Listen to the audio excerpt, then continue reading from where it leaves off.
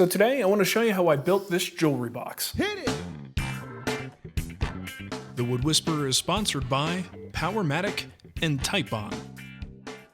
The box is made out of mahogany and figured walnut. And you can see we've got a bunch of nice little drawers here. Each one of the drawers is flocked with a suede material.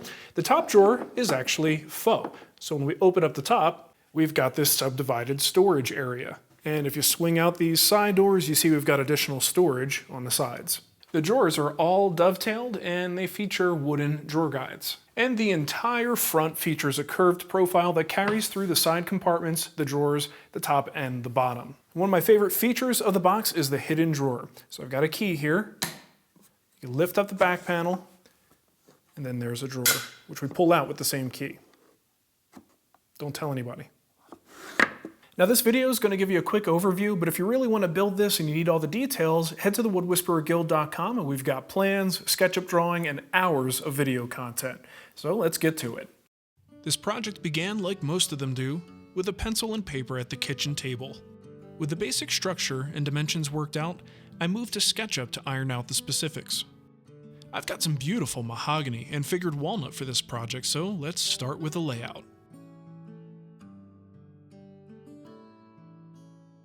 I'll use the chop saw and the bandsaw to get the parts to rough dimension.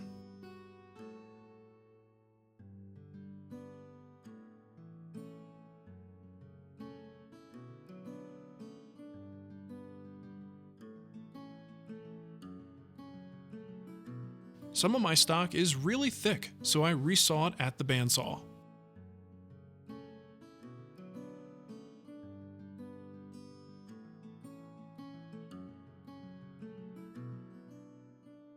I generally mill my parts to final dimension just before I need them.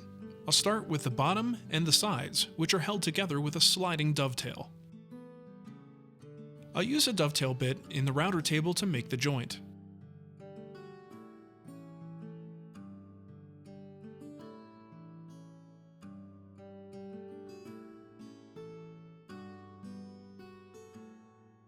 The fit should be snug, but not so tight that you need a hammer to put it together. We'll need to notch the front slightly so that it covers the round end of the slot.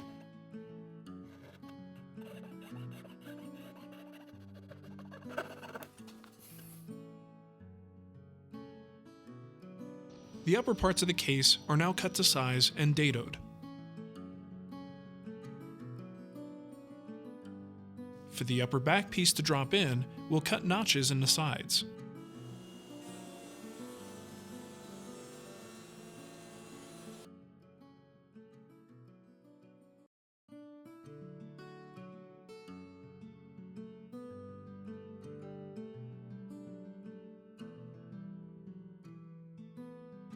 Now let's work on the drawers. The fronts are cut to the width of the case. Each front then gets a rabbet on the ends. The top drawer front is faux and needs a rabbet so that it sits nicely on top of the divider. To get my drawer spacing just right, I'll use some thin shims between each drawer front and trim as needed. Now let's make some dovetails. I like to use a hybrid approach, combining hand tools and power tools. The tails are cut at the bandsaw.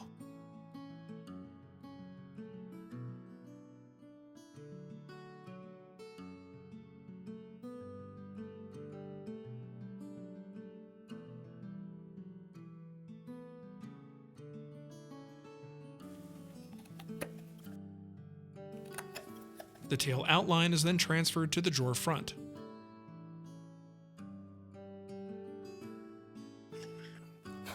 Now I can saw just inside my lines.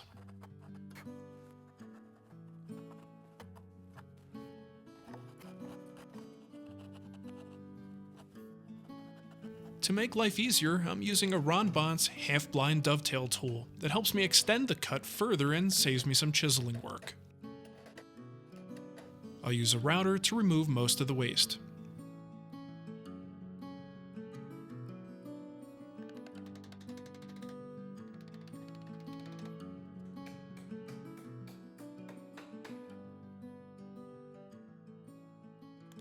Now I just need to do that same process a buttload more times. For the drawer back, we'll do a simple single through dovetail.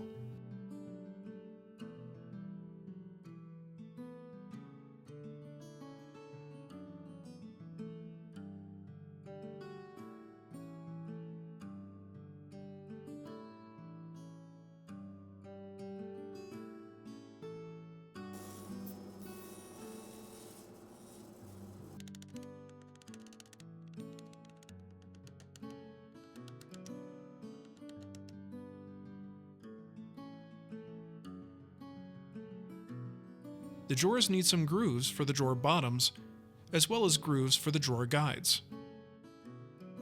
The drawer bottoms will come from a chunk of mahogany.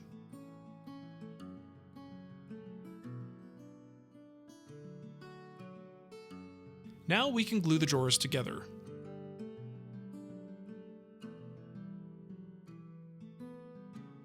I like to use a corner-to-corner clamp to fix any squareness issues. The drawers can now be stacked in the box, and I can transfer the center point of each groove to the case side.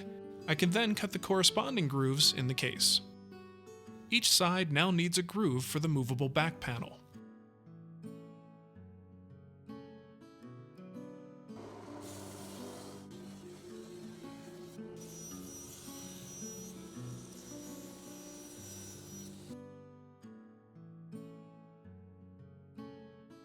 Because the sides could expand and contract, I'm only gluing the front half of each drawer guide.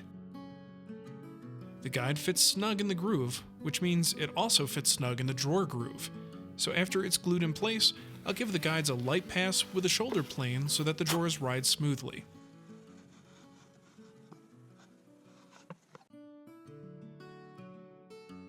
I'll take some time to work each drawer to make sure that the gap between them is perfectly consistent.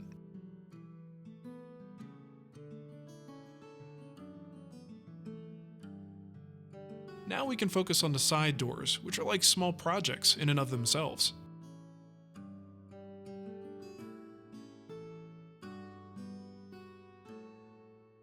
The joinery I'll employ is once again dovetails.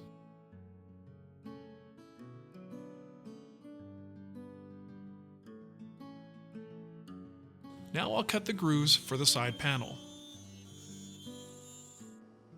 To make the side panel a little bit more interesting, I'll give it a raised profile using a large core box bit.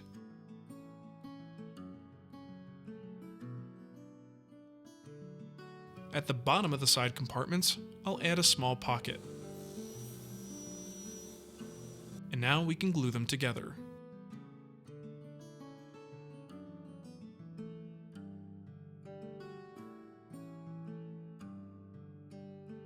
We can also glue the main case together with the upper divider and the upper back panel.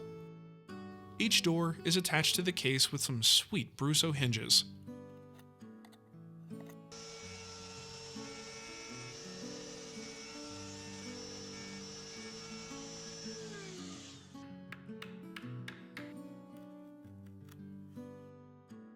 I pre-drill with a self-centering bit and then drive some steel screws to thread the holes. The brass screws will be installed later.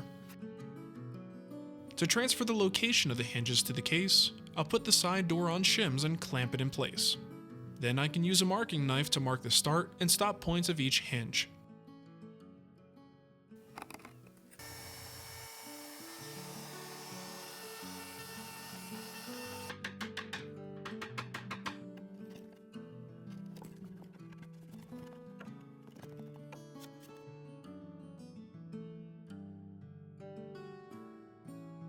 Now let's work on the curved front. The curve is cut into the bottom and the lid, and that's then used to transfer the curve to the drawers and the side doors.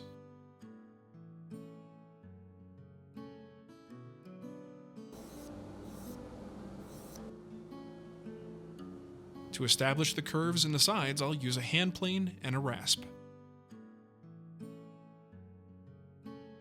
To further refine the front, I'll tip the whole box on its back and sand everything at the same time. Now for the lid hinges.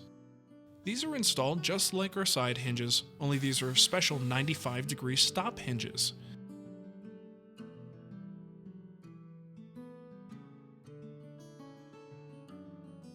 The faux drawer front can now be glued into place. The jewelry box features 4 little feet that follow the shape of the base. To make them, I'll need templates that match the shape of the bottom. The template is then attached to the blank, and a small flush trim bit is used to remove the stock.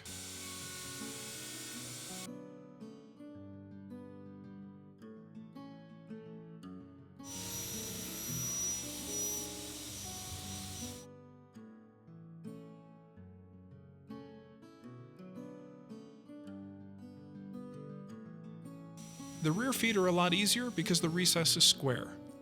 The drawer pulls also require a template, as they'll be inlaid into the top of each drawer front. This can be a risky cut, so exercise caution if you try it, but it's a quick way to make a small notch.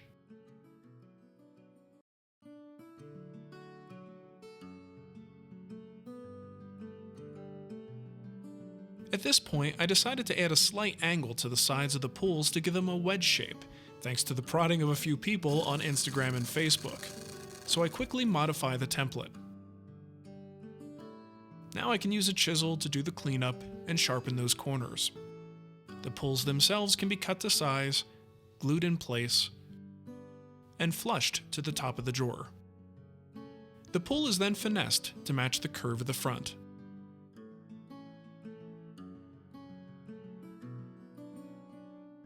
I like using magnets to keep doors closed, and they're pretty easy to install using a drill and some epoxy. I'm also going to use magnets to help me make the back panel and the secret drawer a little more functional. Now, let's add some dividers.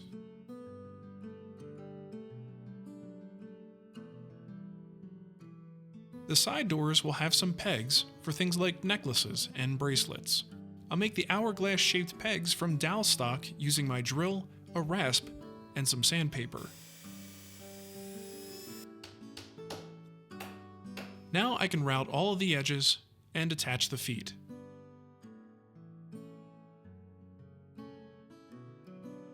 Everything is then sanded to 220 grit.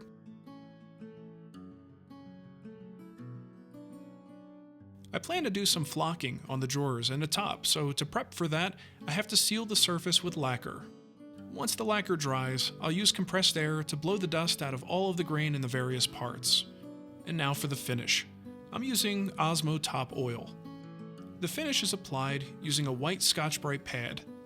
Once the piece is coated, a fresh pad is used to buff the heck out of the surface. I only applied 2 coats since the jewelry box really isn't a heavy-use item. Now we can do the final assembly. With the flocked areas taped off, I paint on the flocking adhesive. Using a little pump, I blow the suede fibers onto the surface. It's best to apply more than you think you need, just to avoid any bare spots. The next day, I tap the box to knock out the loose fibers. And finally, the box comes together.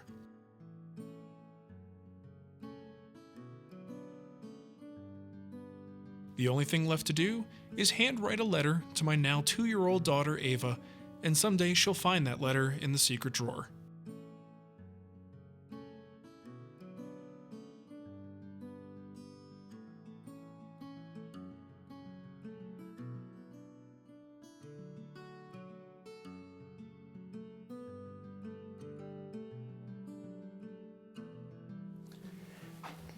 This is yours. It's for you.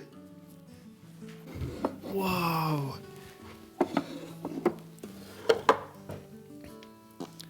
She just farted.